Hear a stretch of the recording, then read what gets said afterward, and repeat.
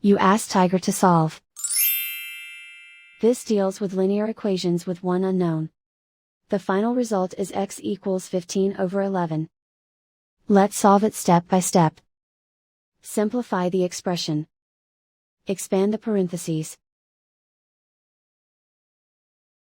Simplify the arithmetic. Group like terms. Simplify the arithmetic. Group all x terms on the left side of the equation. Add 6x to both sides.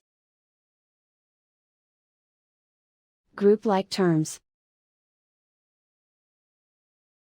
Simplify the arithmetic.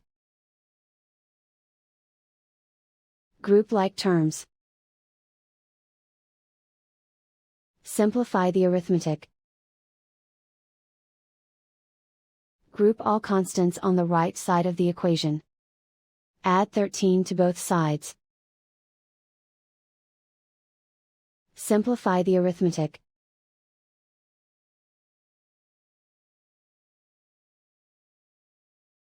Isolate the x. Divide both sides by 11.